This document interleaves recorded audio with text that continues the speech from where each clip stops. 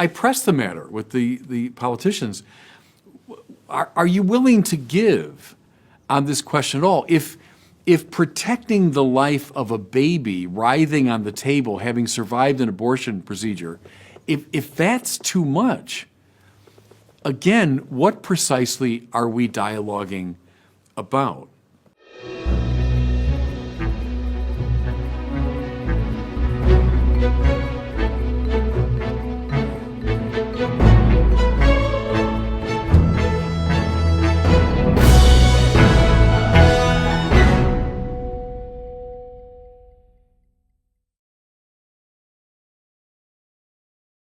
A couple years ago, I had the privilege of speaking at the Library of Congress to members of Congress, to staffers on the Hill, and so on.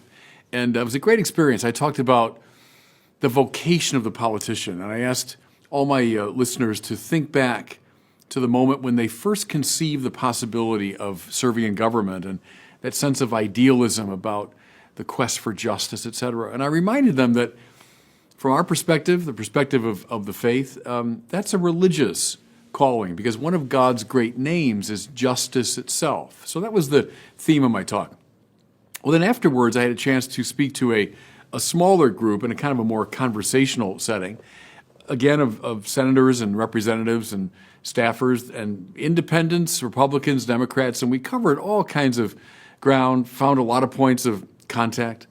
And then finally, we got around to, this much vexed question of abortion. And I said to all these politicians, I said, look, you're looking at the son of a dyed-in-the-wool Chicago Catholic Democrat.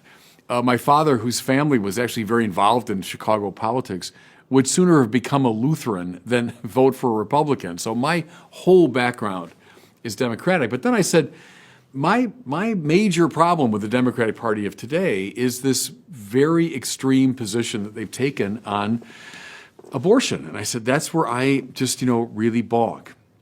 At which point my interlocutors all said, how important it is to dialogue between the church and pro-abortion right politicians. And I said, yeah, okay, I'm for a dialogue. The church has always said, though obviously we oppose all abortions, we'd love to see a complete ban of abortion. Nevertheless, we'll dialogue if you're willing to set some restrictions. We'll talk to you about that. We'll get behind bills that would restrict the taking of innocent life. So I said, yeah, I'm open to dialogue. But then I began sort of testing the waters. I said, okay, let's say we're having a conversation about this issue. Would you be willing, for example, to limit third trimester abortions? Answer came back, no. I said, how about so-called partial birth abortion? The procedure by which a child basically in the birth canal is killed. Answer came back, no, we would not be willing to give on that. So I said, okay, how about the born alive legislation? You know what that's about? These are laws that say we should protect a child who has somehow, by a miracle, managed to survive an abortion procedure and is now on the table. Would you be willing to support that legislation? And the answer came back, no. And just so you don't think the group I was talking to was particularly intransigent, just a few months ago, Senator Ben Sasse proposed this legislation. He said, look, can't we all agree across the aisle that a baby writhing on the table, having survived an abortion procedure, should be protected? Can we all agree with that?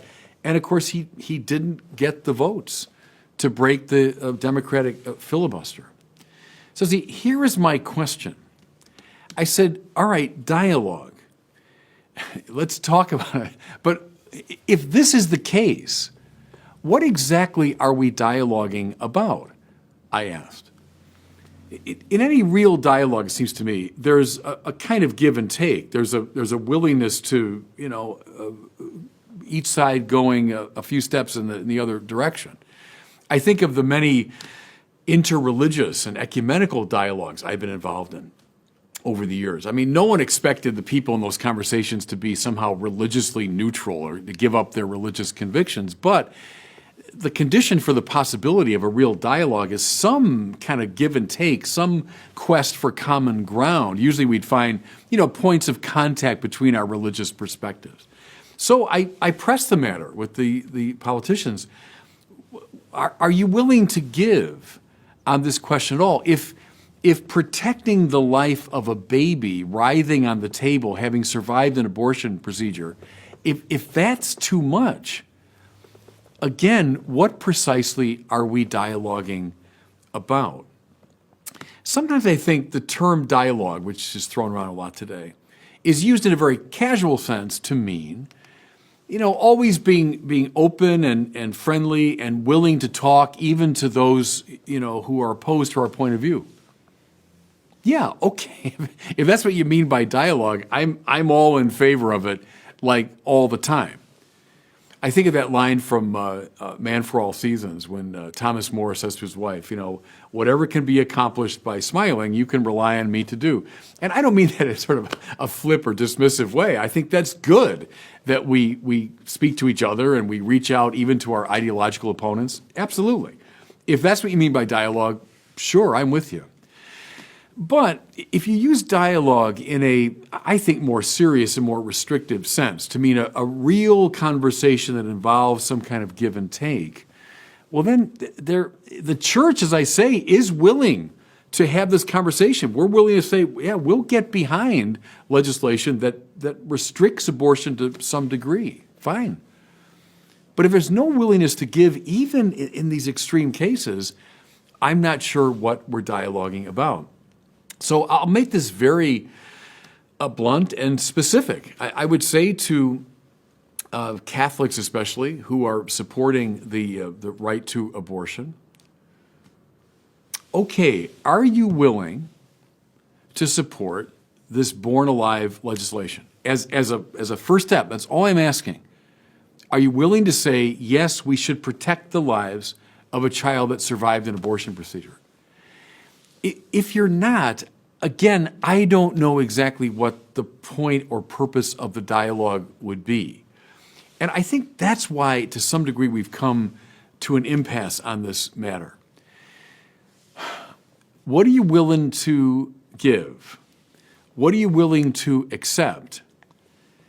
I propose that protecting the life of a child who survived an abortion procedure as at least a first step. Thanks so much for watching. If you enjoyed this video, I invite you to share it and to subscribe to my YouTube channel.